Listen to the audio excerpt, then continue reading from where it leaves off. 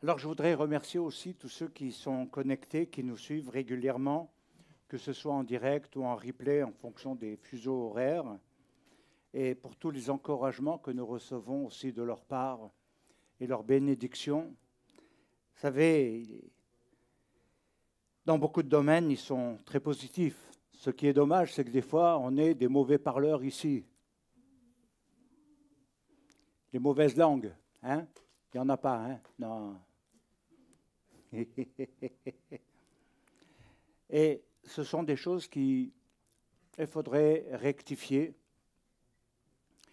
et apprendre à avoir l'esprit hébreu, un esprit avec un cœur circoncis.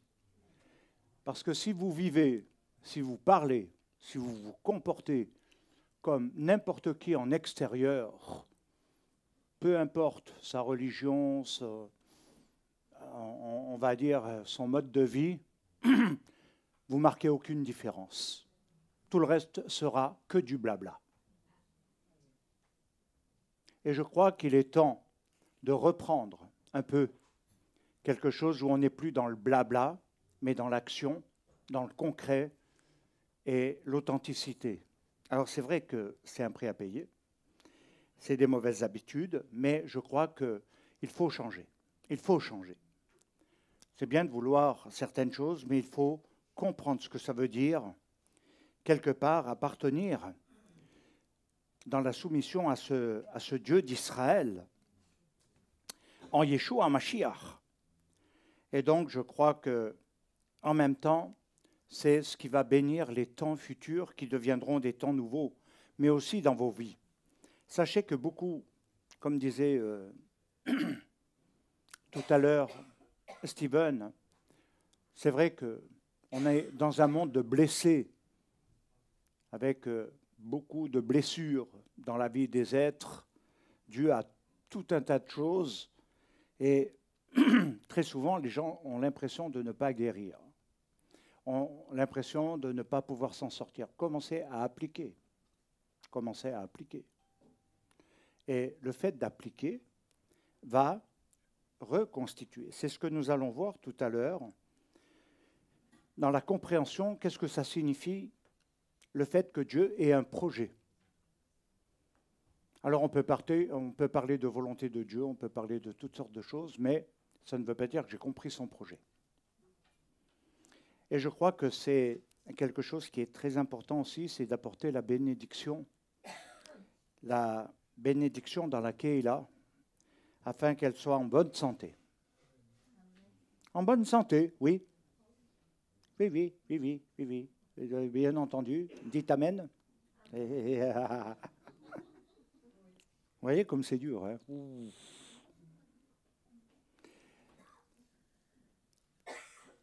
C'est mon souhait, dans les temps qui viennent, dans les années qui viennent, que la Kéila progresse, évolue et soit en bonne santé. Et apporte la paix, la joie et également amène le concret qui guérit les âmes et pas qui les laisse embourber dans les difficultés, dans les problèmes, dans les souffrances, dans les questionnements, mais quelque chose qui va beaucoup plus loin. En même temps, nous sommes également dans des nouveaux défis avec ce qui est en train de se préparer dans les changements internationaux, autant dans la Syrie que dans les États-Unis, qu'en France et l'Europe et l'Allemagne également, et l'Ukraine, Russie, bien entendu. Et je crois que nous sommes devant des défis. Et je crois que c'est maintenant qu'il faut s'attacher à l'Éternel de tout son cœur. Alors, j'ai eu à cœur de ne pas partager la paracha particulièrement aujourd'hui, bien qu'elle puisse rejoindre sur quelque chose, parce que nous ne pouvons pas comprendre la vie de Yosef sans qu'elle s'inscrive dans le projet divin, de quelque chose que Dieu a voulu, a permis, et qui a certainement été pas toujours évident à comprendre pour Yosef. Et c'est pourquoi, lorsque nous parlons du projet divin, il nous faut comprendre un certain nombre de choses. Alors ça doit nous accompagner dans l'année, pour également manifester davantage la compréhension du sens de notre engagement. Qu'est-ce que ça veut dire? Qu'est-ce que ça veut dire? Je veux te servir, Seigneur. Oui, qu'est-ce que ça veut dire? Comment l'appliquer? Comment appliquer son cœur? Vous me direz, pour vous, c'est facile, monsieur. Oui, c'est facile, ça fait plus de 40 ans. Mais ça a été beaucoup de défis, de remise en question, de souffrance, de douleur, de larmes. Ça a été beaucoup d'incompréhension sur beaucoup de choses. Ça a été des trous noirs par moments, des difficultés. Aujourd'hui, je serais peut-être plus près et proche de dire ce que veut dire servir l'Éternel vraiment, avec fidélité, sans décrocher, sans changer le cap, en gardant toujours l'orientation que Dieu donne, et de ne pas se perdre dans les autres niveaux d'orientation. Alors, si je posais la question suivante, que dois-tu faire et accomplir? Ou que veux-tu faire et accomplir? Que veux-tu réussir?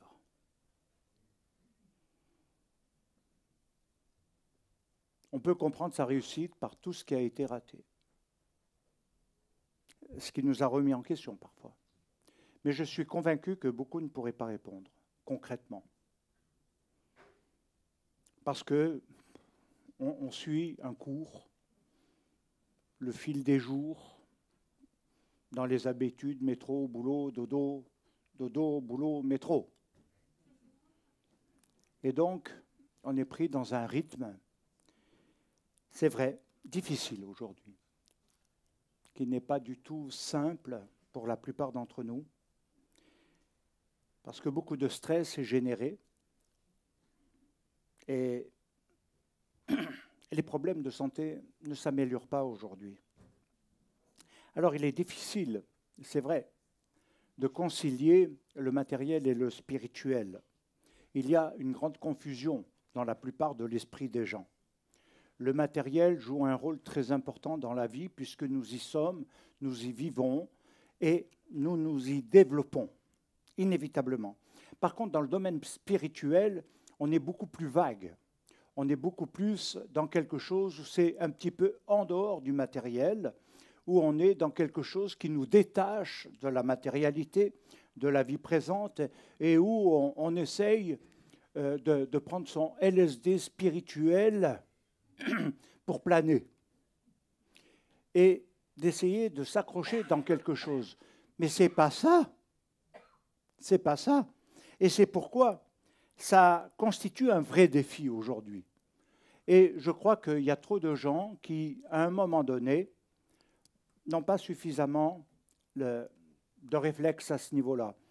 Autrefois, dans le monde chrétien, il n'a pas été rare que pour plaire à Dieu, il y ait eu des ermites, c'est-à-dire ils se sont complètement séparés de toute vie, je dirais, quasi normale, de la matérialité, pour vivre dans des trucs reculés, pour être dans des méditations. Ce n'est pas ce que Dieu nous demande, d'être coupés.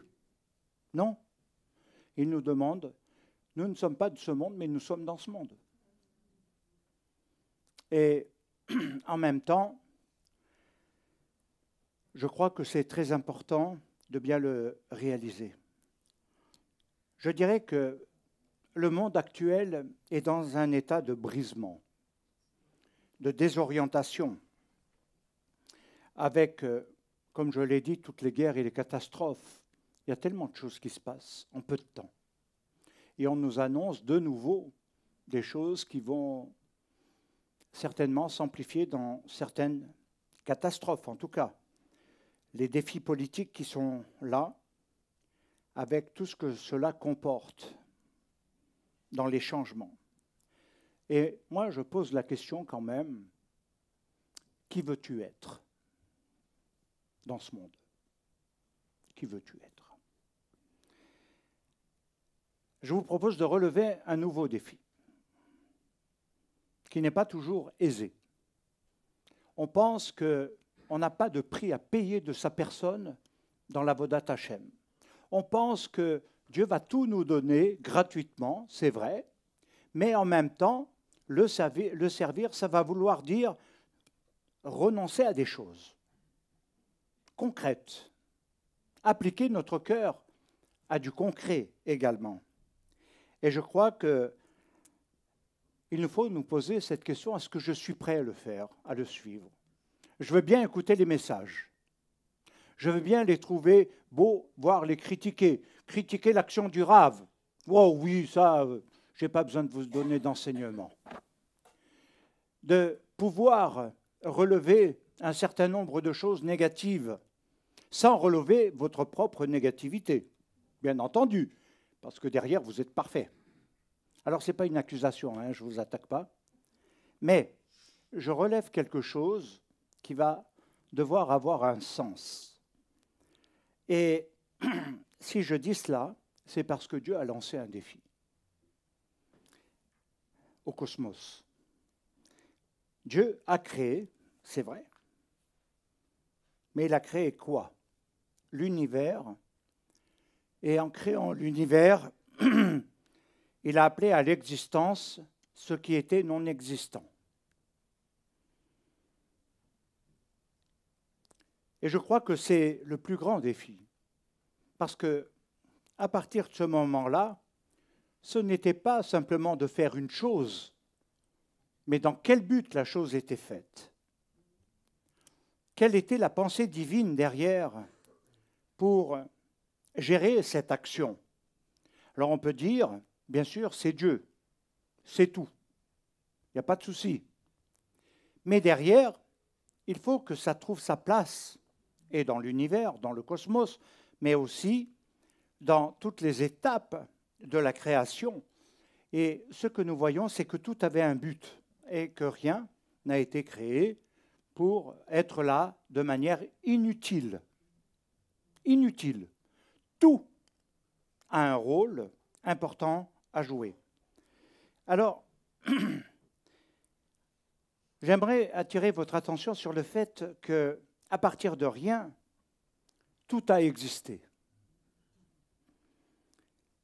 Avec ce but particulier, lorsque nous voulons faire des choses, nous avons des buts qui ne sont pas toujours très clairs, parce qu'ils sont en confusion avec le désir, avec le souhait de réaliser quelque chose. Mais nous ne savons pas exactement. Et je dirais que c'est là qu'il nous faut revenir à quelque chose où nous comprenons le sens de l'action divine. Je dirais que dans le Messie, dans Yeshua Mashiach, il y a une chose que beaucoup peut-être ne pensent pas régulièrement, je dirais même suffisamment régulièrement, c'est que tout a été fait en lui, par lui, pour lui. Oui, bien sûr, amen, mais qu'est-ce que ça veut dire? Tout. Comme disait Stephen, le bon, le mauvais, où on a plus l'impression de voir le mauvais que le bon. Alors, c'est clair que ce n'est pas toujours évident de comprendre dans quel objectif, quel est le but de Mashiach en venant, en étant envoyé. Était-ce seulement pour dire « je suis sauvé » ? Mourir et dire « tu vas être sauvé si tu crois en moi, si tu fais ci et ça ». Ok, mais dans quel but être sauvé? Vous comprenez quel est le plan à réaliser jusqu'à ce qu'il revienne. Je crois que l'analyse démontre que les gens ont perdu le sens de cette action-là dans le but du Messie. Ils l'ont individualisé, ils l'ont intégré quelque part dans leur forme de pensée. comme étant quelque chose où, ben voilà, on prie, on lui demande, il répond, il fait ci, c'est presque un pote, c'est quelqu'un qui doit nous donner tout ce que l'on a besoin, pourvoir à tous nos besoins. Et voilà, mais on n'a pas de but, il n'y a pas de but. On dit il faut prier, il faut prier, il faut prier, il faut prier. Mais dans quel but prier? Dans quel but la prière doit amener la réalisation, la matérialisation de l'action.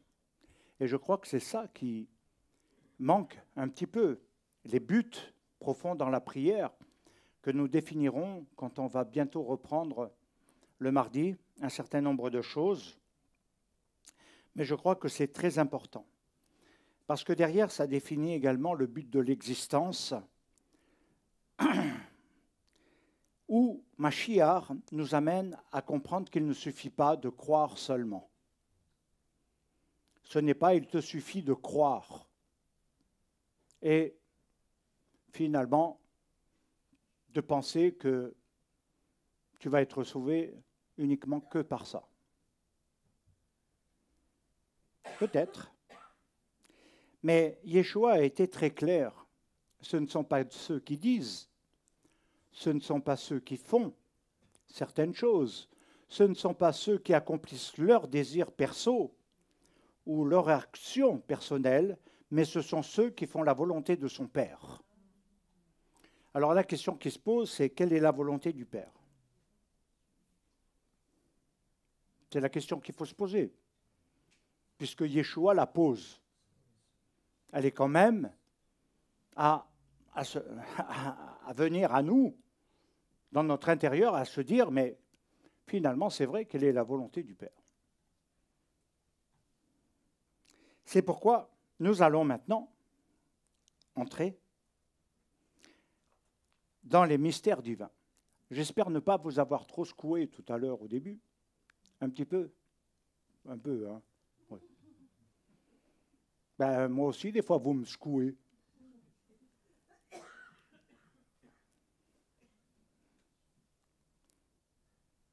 Ce n'était pas mon but. C'était de prendre conscience de quelque chose où il nous faut quelque chose de plus élevé pour les temps qui viennent. Et de se corriger, peut-être, enfin. Entrer dans les mystères divins, c'est que ça nous amène dans quelque chose où nous devons réaliser, peut-être, je dirais, même si vous le savez, je pense que ce n'est pas là le problème, mais de le réaliser que tout a été créé dans un but et que toute existence visible a un but. Même si, à certains égards, elle peut nous paraître cachée. Ce que je veux dire. Il y a ce que nous voyons dans la compréhension que nous avons d'un but. Mais il y a aussi ce qui nous est caché parce que nous ne voyons pas tout. Nous croyons tout voir, tout connaître, tout savoir sur ce qui est à réaliser, mais en fait, il nous est caché. Il ne peut ne nous être révélé qu'à partir du moment où Dieu le montre, mais pas de manière n'importe comment. Encore une fois, il y a des choses où il demande de réaliser quelque chose.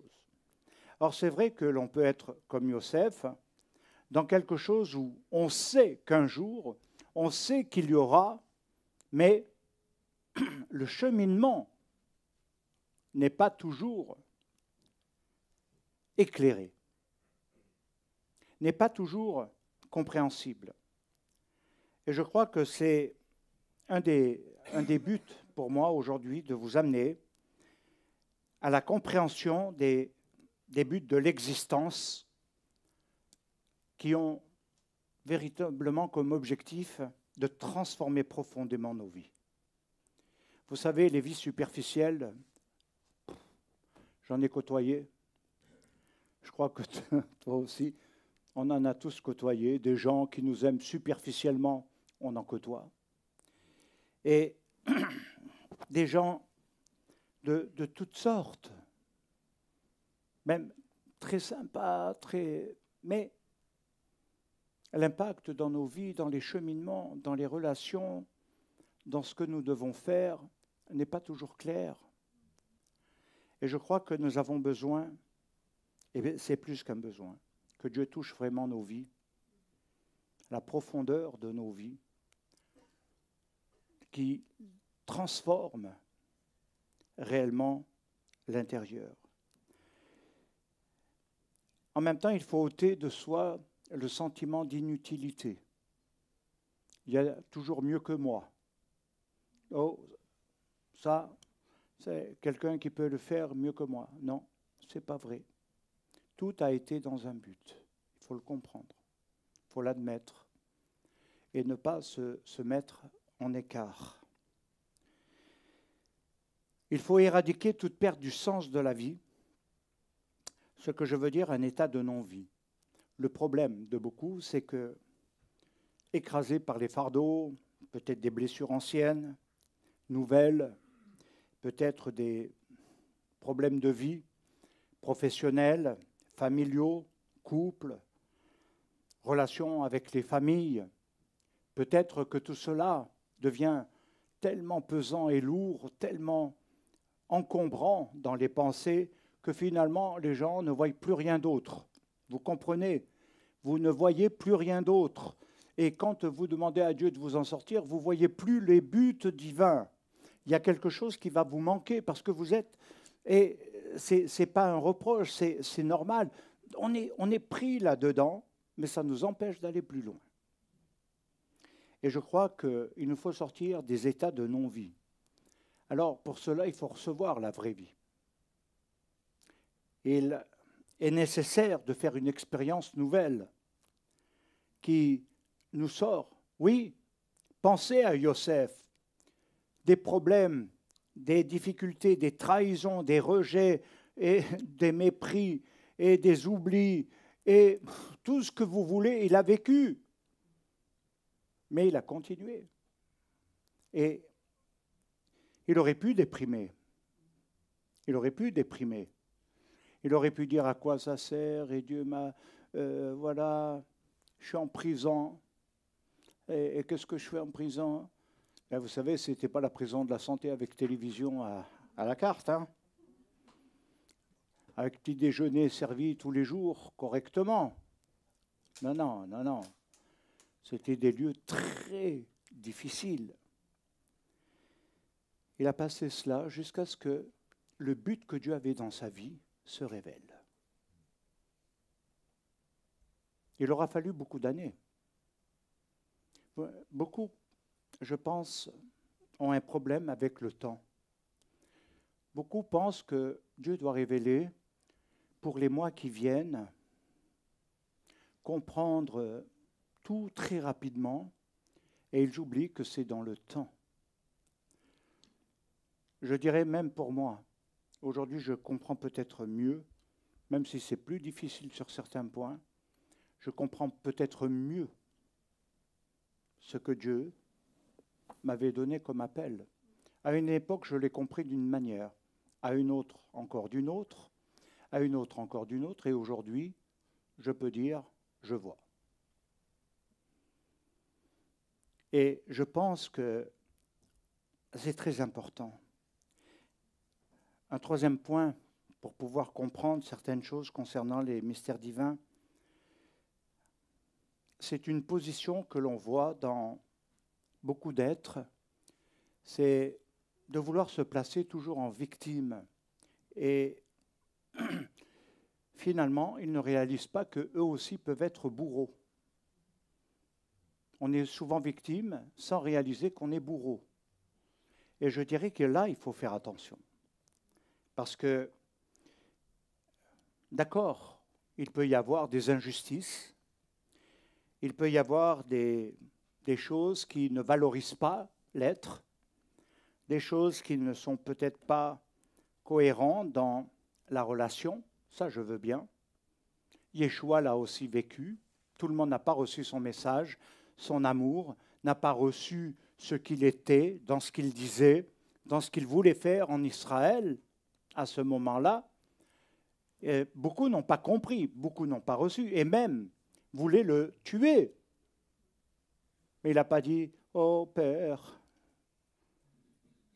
il y a des méchants autour de moi. Délivre-moi, protège-moi, secours-moi. Et puis il n'est pas allé vers les disciples en leur disant « Oh, c'est difficile. Oh, c'est difficile de servir Dieu. » Vous ne vous rendez pas compte de comment il parle de moi?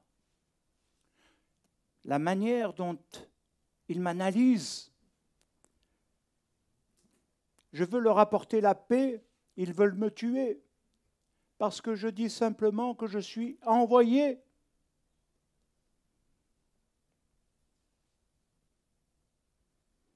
Il aurait pu. Mais jusqu'au dernier moment, il a dit non pas ma volonté, mais ta volonté. Alors, c'est là, lui comprenait qu'il était venu pour cet instant-là, tout en voulant donner une suite et non une finalité. Et je crois que c'est là que maintenant nous pouvons entrer réellement dans le concret. J'espère que, fidèle à mes habitudes, de toute façon, je ne peux pas me renier. Je peux changer encore un petit peu, mais n'attendez pas trop quand même. Et je crois que c'est important de se reprendre en main. Non? Non, ouais. On le fera la semaine prochaine, d'une autre manière. Je plaisante. Je crois que c'est important parce que voilà ce que dit le psaume 92, le verset 6, qui nous interroge vraiment. Quelles sont grandes tes œuvres, ô Éternel, infiniment profondes tes pensées. Alors, peut-être que pour vous, issus des nations, ceci reste dans la norme poétique, peut rester dans quelque chose qui est beau à lire et en même temps flatte quelque part notre sentimentalité, mais ne va pas nous amener obligatoirement plus loin dans la réflexion, dans la perception profonde de ce qui est réellement dit. Et voilà comment nous pouvons l'aborder déjà dans un premier temps. Il y a deux manières. La première, c'est que je peux m'adresser aux êtres pensants, à des êtres pensants, qui vont davantage avoir un esprit scientifique, c'est-à-dire beaucoup rationnel, et qui s'adressent réellement à des personnes qui vont d'abord être dans l'analyse, la réflexion et la rationalité, pour ne pas dire plus et ne pas m'alourdir là-dessus. Alors, ça amène également à comprendre que par ces raisonnements, démonstrations et constatations vont être filtrées. Quand on analyse le fait que l'Éternel a des pensées infiniment profondes, on va l'analyser comment? En disant, oh c'est beau, merci Seigneur. Alléluia. Tu as des pensées profondes, mais je ne cherche pas à savoir ce que ça veut dire. Alors, lorsque nous nous appuyons sur la Torah, c'est peut-être la différence. La Torah, il faut être clair, n'est pas un livre de science. Elle s'adresse à l'humanité, elle s'adresse aux hommes, mais également, comme je vous le disais, avec un but. La Torah, par rapport à tout ce que la science peut dire, peut être confirmée sur des points, mais amener encore plus d'interrogations sur la création, par exemple. Mais le but de la Torah, ce n'est pas de répondre à des scientifiques, ce n'est pas de donner des réponses à ce monde bien pensant. Au contraire, c'est de l'amener au questionnement encore plus grand. Plus tu vas chercher, et plus tu vas chercher encore. La Torah n'est pas un livre de science, mais par contre, elle contient toute la science. Et pas seulement la science. Il nous est dit qu'elle contient également la rochma, la sagesse. Et c'est ce qui va constituer ce que nous appelons dans notre peuple l'enseignement de vie. Un enseignement de vie, pas un enseignement théorique, intellectuel, pas un enseignement simplement de compréhension de quelque chose, mais un mode de vie, un enseignement dans l'esprit hébreu, dans le judaïsme, dans la foi d'Israël. Ce n'est pas simplement de croire, mais d'avoir un mode de vie dans le croire. Et c'est ce qui va donner des changements dans tous les mécanismes. Croire n'engage à rien, sinon à dire. Par contre, avoir un mode de vie, ça veut dire je vais suivre quelque chose de concret. Et c'est là que nous considérons la Torah non seulement comme un enseignement de vie, et sur lequel ensuite on peut véritablement appuyer son émouna, sa confiance, pour être plus clair, sa confiance en Dieu, niveau de confiance en Dieu, niveau de vie de confiance en Dieu. Ai-je vraiment confiance en Dieu dans l'avenir ?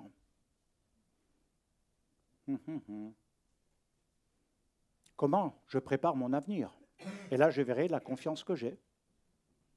Comment j'envisage tout cela ? Alors peut-être quand on est jeune, on n'y pense pas, mais quand on arrive à 64 ans, il y a quelques questions qui arrivent quand même. Alors, c'est vrai que nous disons dans notre pensée que nous sommes dans deux faces, le rationnel premièrement, et deuxièmement, nous sommes dans l'irrationnel. Les deux se côtoient. Le défi est de les amener à se rejoindre, à s'équilibrer, et non à se déséquilibrer. L'univers physique est né d'une autre dimension. Trouver, rencontrer le sens du projet divin, c'est l'enjeu que nous allons nous lancer, défier.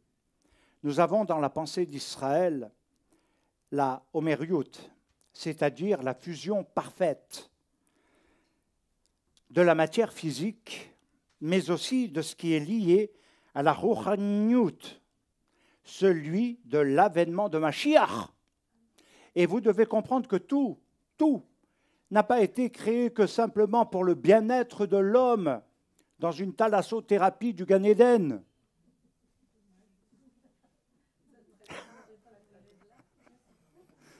Mais que tout a été lié, comme je l'ai dit au début, pour lui. C'est l'avènement de Mashiach. Et donc,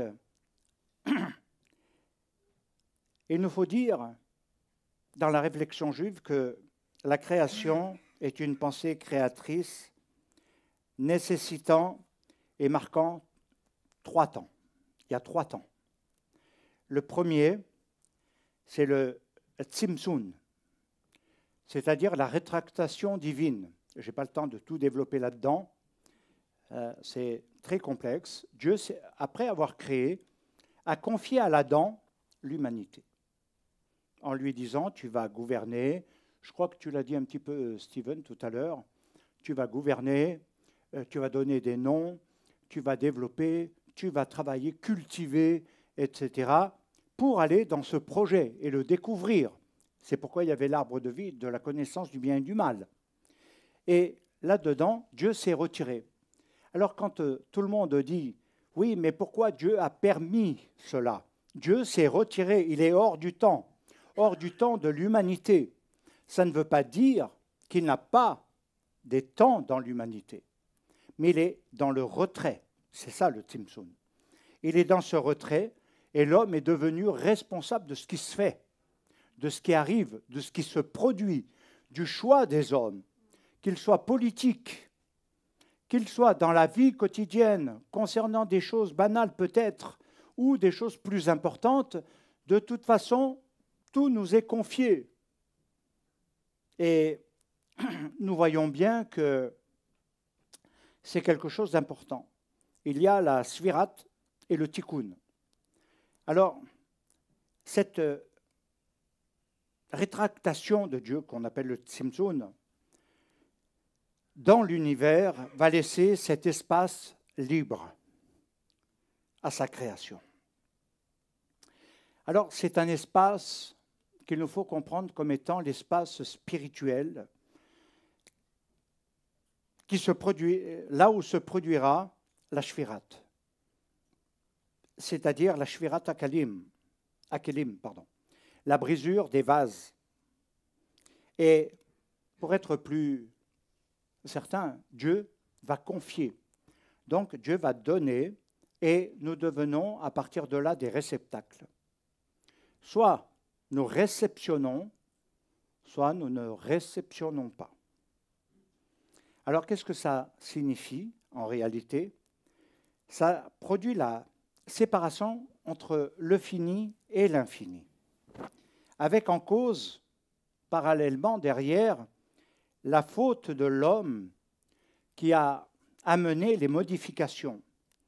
Et c'est pourquoi il va y avoir cette troisième expression qui va entrer en matière, qui n'aurait pas dû, à la base, être présente, c'est le tikkun haolam, la réparation de ce qui est éternel. La réparation pour que l'homme ne soit pas détruit totalement, ne soit pas anéanti, retrouve l'état d'anéantissement et de chaos et de non-vie. Alors le tikkun, c'est également à comprendre dans l'esprit hébreu comme étant ce qui va rétablir l'unité brisée. Et Shaoul de Tars en parle beaucoup, dans un autre sens peut-être, mais quand il parle du sens communautaire, quand il parle du sens des relations, quand il parle même du couple, qui doit être un echad, il y a beaucoup d'unités brisées, il y a beaucoup de relations brisées. La plupart des souffrances viennent d'où? Du problème relationnel. Dans l'attente et la déception notamment. Après, il peut y avoir d'autres niveaux, mais premièrement, ça peut être déjà cela, les déceptions de l'attente et l'unité brisée. Alors on peut parler après d'unité, sur papier on écrit, voilà, on va nana, mais ça ne crée pas l'unité. Dieu donne un tikkun. Le tikkun va se retrouver dans quelque chose où nous pouvons tous le comprendre lorsque nous sommes dans la fête de Yom Kippour. Nous rétablissons l'unité brisée, des relations. Il y a des démarches, parce que l'unité ne peut pas se rétablir sans la compréhension du pardon, sans comprendre que ce qui va annuler les déceptions et tout ce que vous voulez, c'est le pardon. Mais la difficulté de pardonner des hommes, elle est horrible. Horrible. Parce que l'amour-propre est tellement fort, l'ego est tellement fort, parce que la personnalité est tellement forte, elle va rester, malheureusement, enfermée en disant « je pardonne, mais je n'oublie pas ». Mais non seulement je n'oublie pas, mais je vais quand même mettre une barrière. Laissez-moi vous dire, vous vous détruisez plus. Ton âme se détériore, elle devient déficiente, mais tu ne le sens pas. C'est comme le diabète, c'est invisible. Tu ne sens pas, mais ça détruit tout. Ça détruit tout. Et les gens ne voient pas comment spirituellement ils se détruisent. Et ils pensent qu'ils sont spirituels, qu'ils sont bien. Non. Dieu nous a donné le tikkun. Et vous allez voir que lorsque nous réparons, lorsque nous sommes, par exemple, dans le cadre du couple, ne croyez pas que tous les couples fonctionnent super bien. Moi, je vais vous dire une chose. Dans l'expérience avec mon épouse, on s'est dit un jour, enfin même pas un jour, même mes enfants me l'ont dit. Ils m'ont dit, il n'y a aucun couple qui va. Ils ont tous que des problèmes. Et ils disent, est-ce que ça vaut le coup de se marier? Parce que c'est bien vouloir se marier. C'est mignon au début, pour certains. Ils sont pot de colle, super glu. Et à la fin, ils ont mis l'acétone, les détachants. Ils sont 3 km de distance. C'est une question. Beaucoup de blessures chez l'homme ou la femme, peu importe les raisons, les causes, ça ne m'intéresse pas. Même s'il y en a, il y a une règle. La réparation de l'unité. C'est le pardon. C'est peut-être de vouloir recrocher dans le projet divin du couple, dans les chades. Il est clair que ce n'est pas facile d'unir deux êtres totalement différents. C'est clair. De voir son chemin à long terme, c'est souvent la question que je pose à des personnes qui veulent se marier. Pas tout le monde, mais à certaines. Je leur dis, est-ce que tu te vois toute ta vie accomplir cette trajectoire? Or, bien sûr, ils disent tous oui.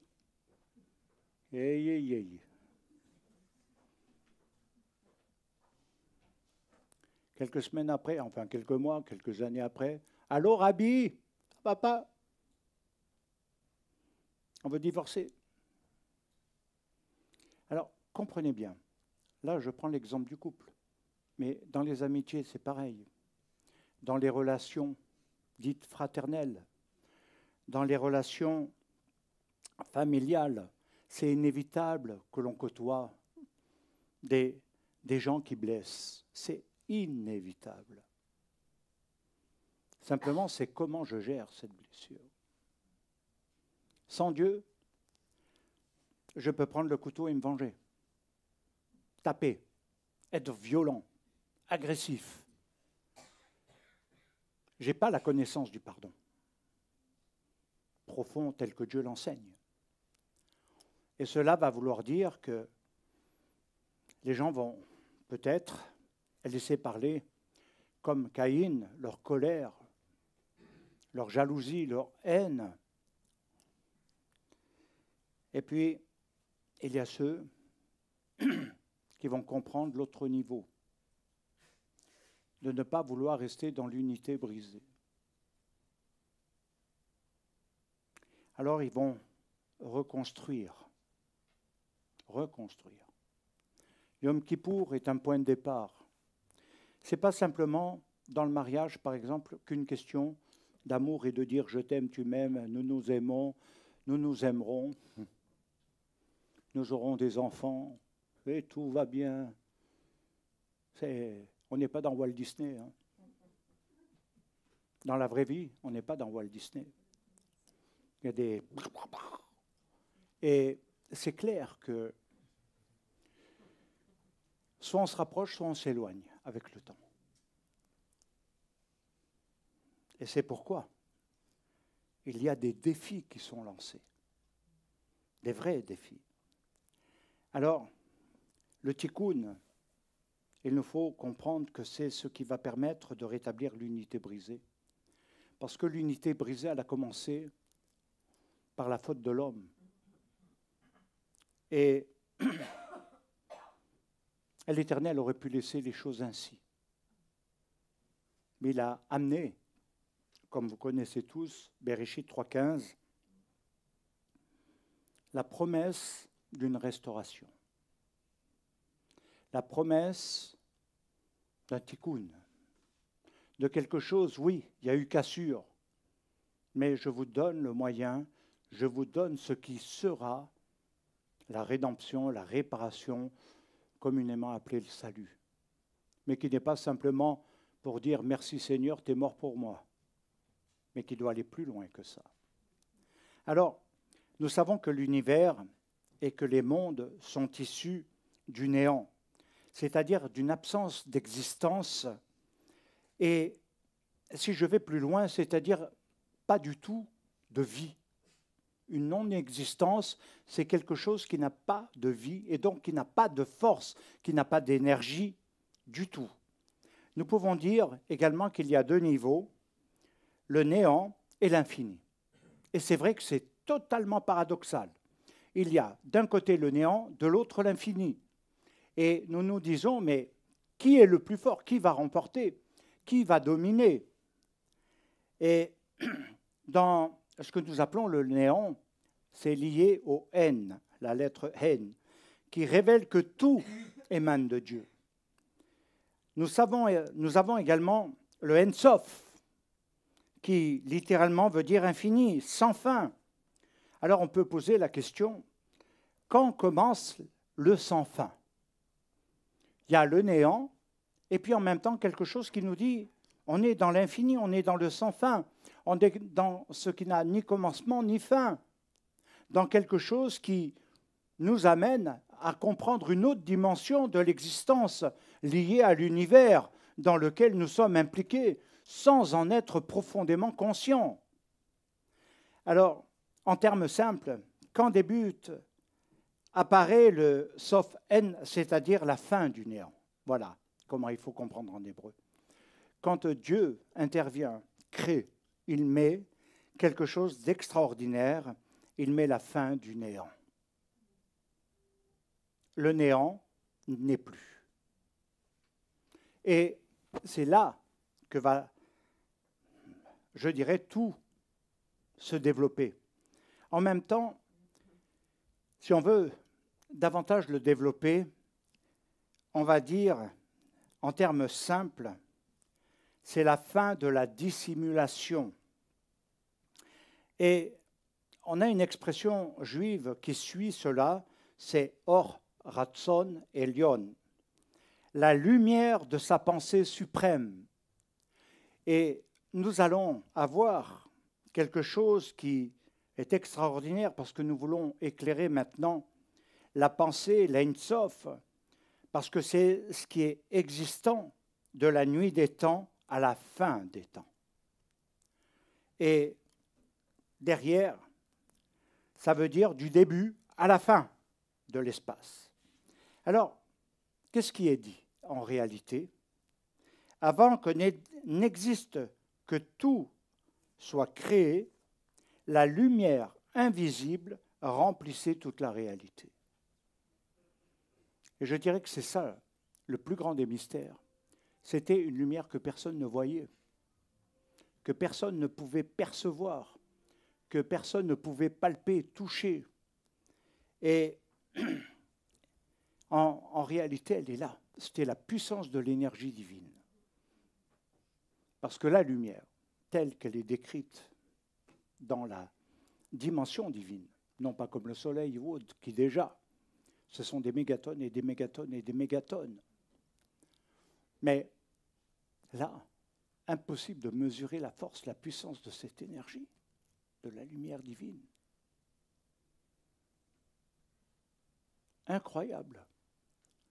Et à partir de là, nous pouvons même comprendre les paroles de Yeshua quand il dit que tout est lumière. Mais tout est lumière, tout le monde ne voit pas. Tout le monde ne comprend pas. Tout le monde ne perçoit pas. Tout le monde n'entend pas.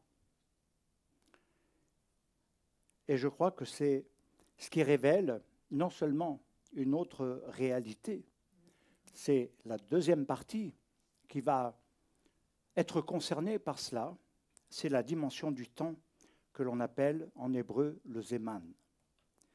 Le Zéman, c'est la réalité spirituelle du temps. Alors c'est une particularité que nous devons relever.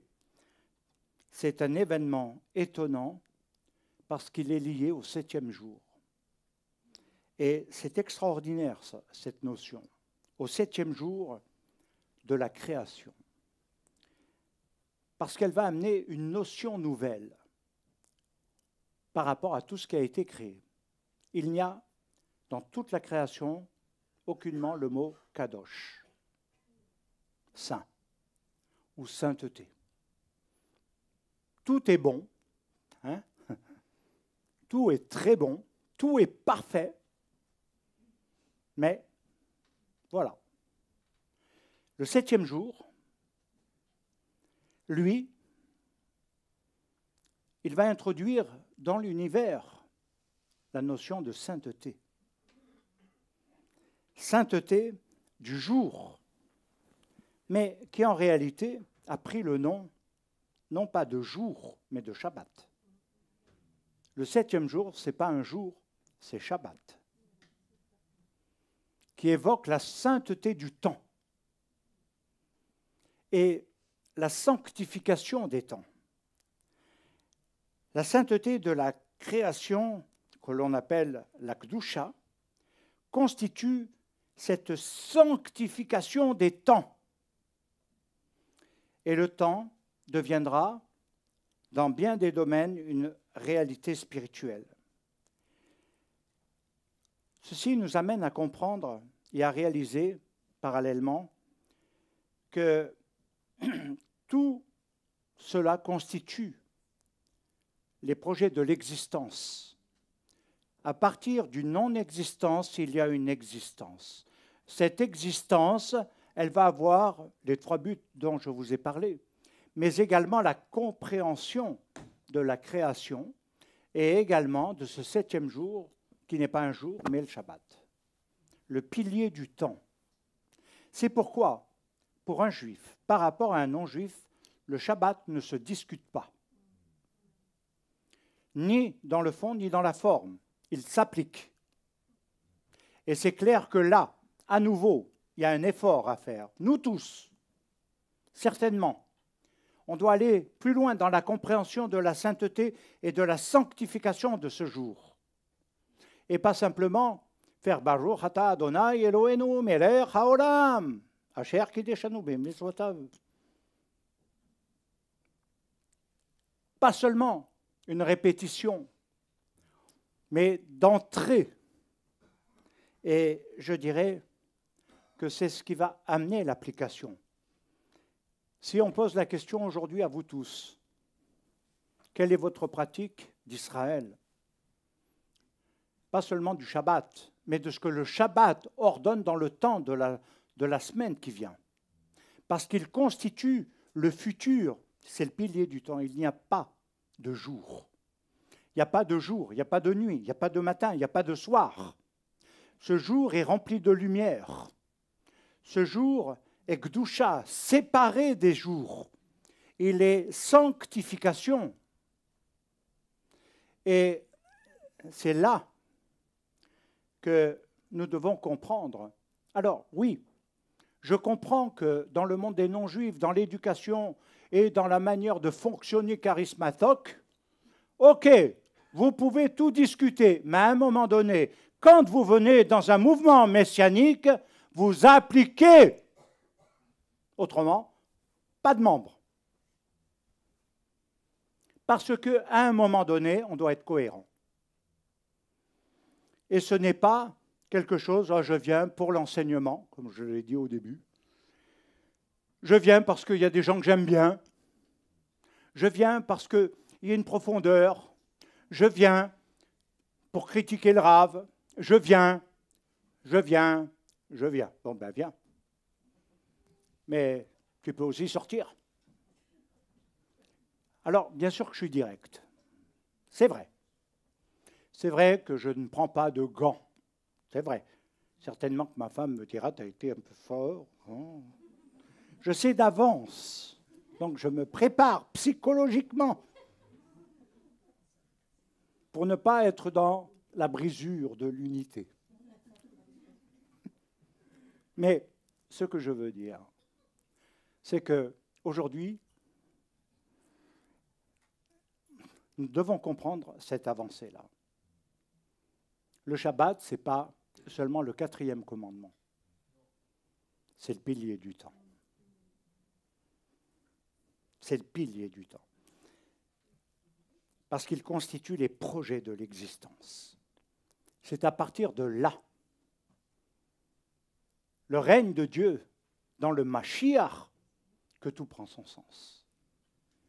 Il est dit dans les Pirkei Avot, dans la Mishnah 4.21, que ce monde du palpable, du visible, alors je l'ai un petit peu paraphrasé, mais que ce monde du palpable, du visible, n'est pas l'ultime réalité, mais qu'il est ce qui prépare l'entrée dans une réalité de ce qui est éternel.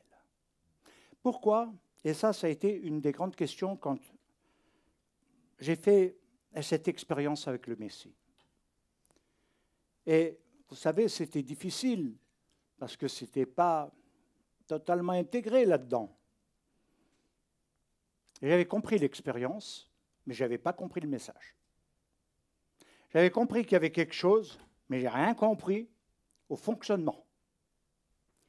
Et donc, même si je l'avais adopté, même si je ne le critiquais pas, même si j'étais heureux, mais je n'avais rien compris.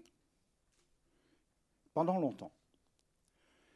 Et comme Paul Guénassia me disait, il faut que tu commences par Matthieu, tu vas lire Marc, tu vas lire, voilà. À la suite, il faut que tu les lises pour comprendre. Alors, j'ai dit, ah bon. Alors, j'ai pris, et j'ai commencé à lire. Et j'ai dit, mais il parle beaucoup d'éternité, lui.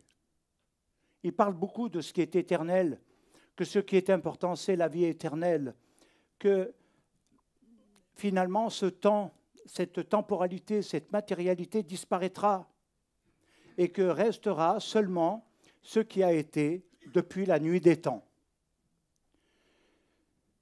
Et c'est vrai que le salut, la rédemption, tel que beaucoup le comprennent, ne le comprennent pas dans le sens de quelque chose qui va mettre fin à une certaine forme de vie et va nous faire entrer dans une autre réalité d'existence à laquelle beaucoup ne sont pas obligatoirement préparés.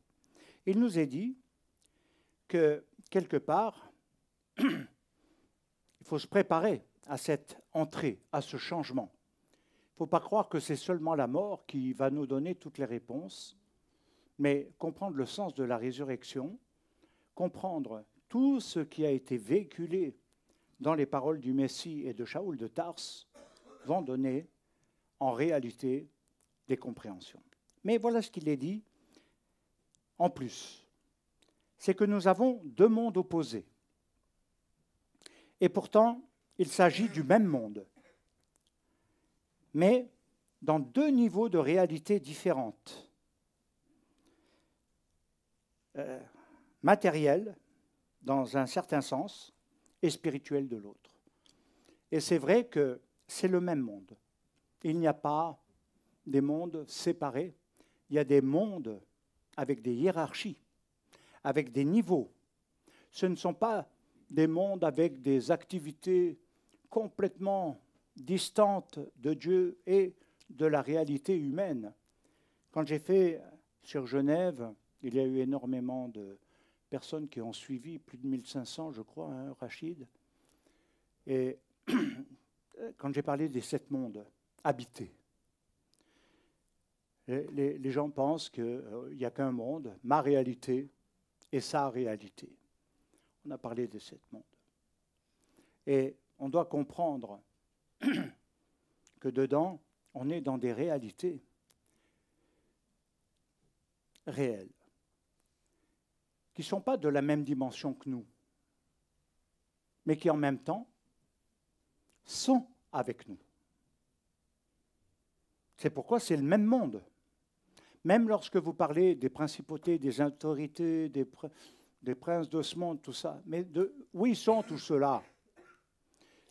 Comment est constituée cette hiérarchie? Et quand il est dit dans Bereshit, le théum, quand on va plus loin dans cette réalité, on réalise qu'il y a quelque chose d'extraordinaire. Alors,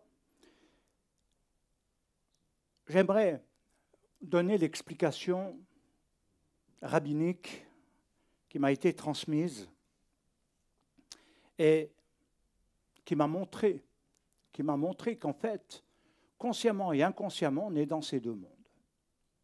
sans obligatoirement le réaliser. Il est écrit dans Bereshit que le mot terre, Haaretz, est mentionné 2 fois. Parce qu'il est dit, au commencement, Dieu créa les cieux et la terre. Donc, dans Shamaïm, on a bien la pluralité des mondes, des niveaux. Mais on a une terre. Et on pourrait dire, stop.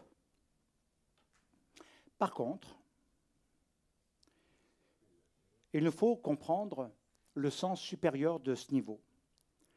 Dans Bereshit 2, il est dit que la terre était tohu vabou, c'est-à-dire elle était dans un niveau d'infériorité.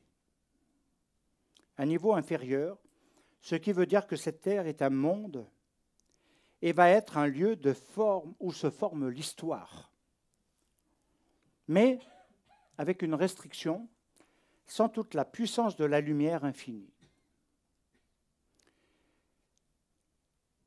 C'est ce qui va donner, après dans l'interprétation hébraïque, quand nous parlons du niveau supérieur par rapport à la terre, et quelque chose où l'homme va évoluer, va être intégré dans le projet, parce qu'il va être intégré dans ce qui est éternel. Et chez nous,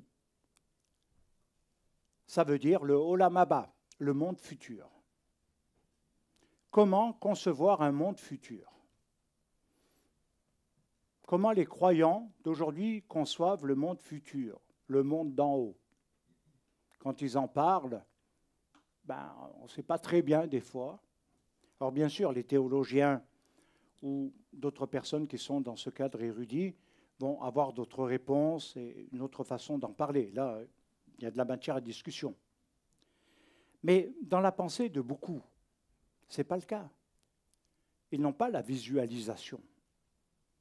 Alors, nous avons vu que le niveau de la terre supérieure, qui est le Olam Haba, c'est-à-dire le monde à venir, dans lequel on doit se préparer, que l'on appelle également, ou qu'on pourrait appeler le monde d'après.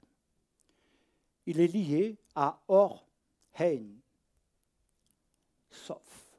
Or Ein Sof. La lumière infinie. Elle est définie comme une lumière de vérité qui devra être recherchée. Alors, dans la réalité, on était dans l'intro. C'est maintenant qu'on peut entrer un petit peu dans l'étude. Mais je ne vais pas vous retenir captif. Nous pouvons vraiment entrer dans l'étude d'Israël. C'est le défi que nous nous lançons avec TMPI et Shiva. Et je dois dire, c'est merveilleux, là, ce qui est en train de se faire. Et je vous invite, en tout cas, pour les présentations des cours, des différents intervenants, de les écouter dans le projet. Vous savez, écrivez peut-être un projet sur 3 ans de votre vie. Et vous verrez qu'il y a des blocages. Parce que vous ne voyez pas, en réalité. À ne pas confondre avec des espérances, des espoirs, avec des désirs qui sont très provisoires, en réalité. Essayez d'inscrire un projet de vie. Mettez un projet de vie par écrit.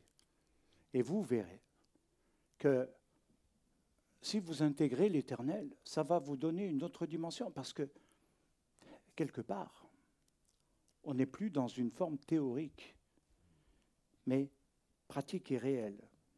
Alors, c'est maintenant que j'aurais aimé développer davantage, mais Dieu va fixer dans cette œuvre que l'on vient de voir 3 objectifs. Le premier, c'est que Dieu dit qu'il y ait un espace de création.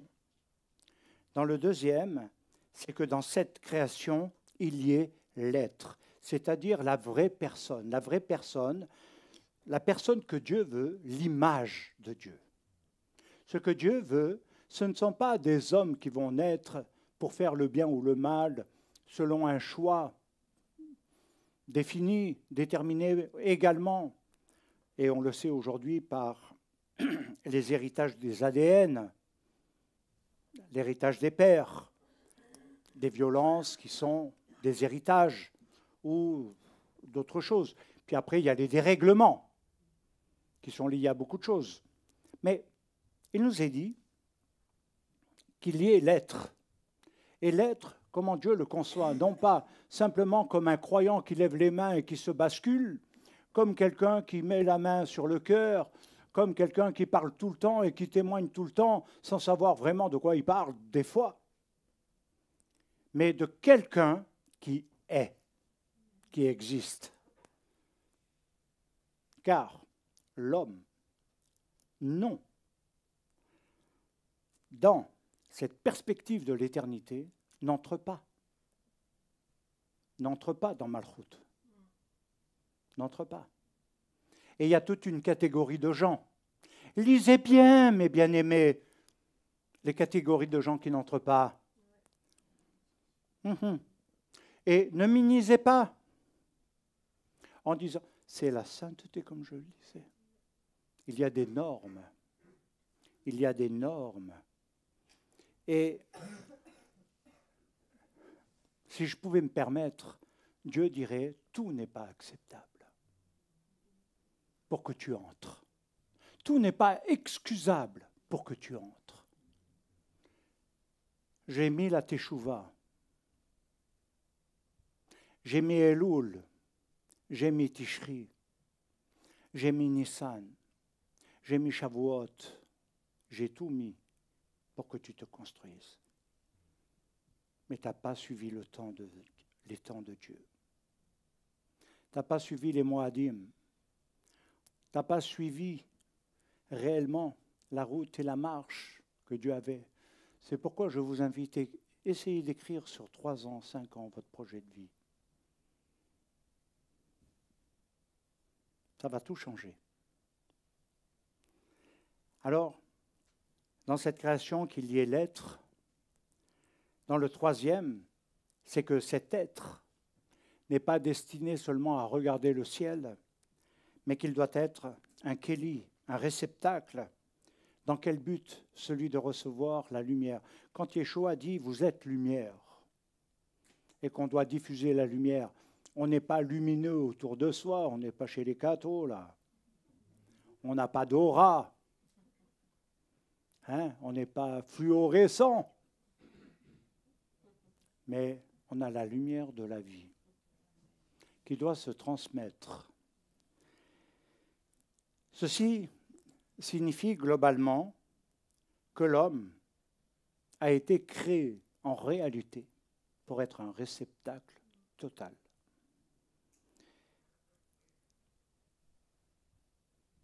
Pour approfondir, un réceptacle qui sera la marque et le sceau de l'existence. Alors, dans la pensée d'Israël, on va bientôt conclure, cela veut dire tout simplement qu'être un réceptacle, c'est dans le désir de recevoir. C'est ce qui va définir l'existence. Seigneur, je veux recevoir. Mais si je reçois, qu'est-ce que je fais? Qu'est-ce que je fais de ce que je reçois? C'est la vraie question. Je veux bien recevoir, ou alors vous allez à nouveau former le 3e club des bénis-moi. Assistons-nous, attendons, ou alors recevoir. Cette lumière infinie. Alors, c'est clair que dans la pensée d'Israël, ça a un poids considérable. Et c'est pourquoi nous pouvons dire que Yeshua a tout accompli, dans le sens qu'il a tout réalisé dans tous les domaines de ce projet divin. Parce que le Fils a correspondu dans tous les domaines à tout ce qui a été dit, créé, écrit. Bien sûr qu'on pourrait aller plus loin dans ce que Dieu nous a donné aussi. Qu'entendons-nous de la Torah? Qu'entendons-nous du message de Yeshua? Simplement un blabla. Vous savez, des fois j'ai été énervé quand j'étais invité et que des personnes invitaient d'autres personnes. Et puis, au lieu de les accueillir, d'avoir un échange normal, et vas-y, première chose, il faut que je te témoigne, et ça, et je te bassine, allez, il faut que je te parle de Dieu, il faut que tu te repentes, il faut que tu viennes au Seigneur. Mais le mec, il se tire après. Il ne revient pas 2 fois chez toi. Ce n'est pas ça que Dieu demande. Non! Un témoin lumineux. L'interrogation, ta vie m'interroge. Ta vie m'interroge. Ton mode de vie m'interroge. Ton attitude m'interroge. Il y a beaucoup qui sont en recherche et qui recherchent la crédibilité de ce qu'ils recherchent. C'est pourquoi Yeshua a pu être le premier-né de toute la création. C'est lui le but ultime du projet. Mais ce n'était pas tout. C'était qu'est-ce qu'il allait accomplir? En quoi il pouvait correspondre? Et je dirais, s'il est le premier-né de toute la création, c'est qu'il est le véritable Tselem, sur lequel je n'ai pas le temps de m'arrêter, c'est-à-dire l'image du Dieu invisible. Le non visible a été visible et s'est rendu visible. Et je dirais que c'est ça. Nous pouvons avoir une image de Dieu floue parce que nous n'avons pas la possibilité de décrire, de peindre, de dessiner qui est Dieu. Même si l'idolâtrie a voulu mettre quelque chose en forme par des sculptures et autres, les idoles de bois, de machin, où on dit, voilà, un simple petit veau d'or, bon, qui valait cher, hein, comment c'était de l'or. Voilà le Dieu qui te fait sortir d'Égypte. Un petit veau qui ne bouge pas. Ils sont fous. Mais vous pouvez dire, ils sont fous, mais c'est ce que tout le monde fait.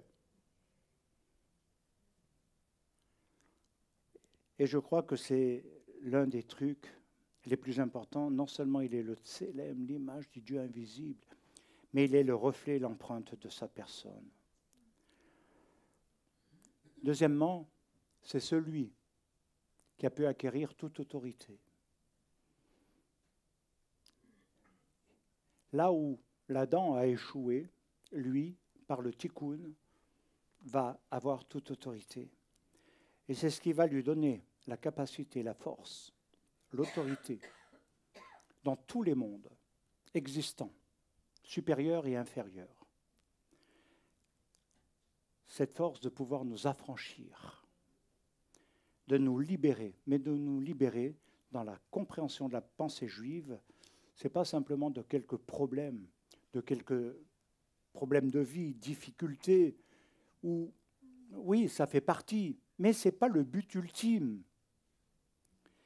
Il nous affranchit du pays d'Égypte, c'est-à-dire de la maison de servitude, la maison de l'esclavage, de ce qui rend esclave.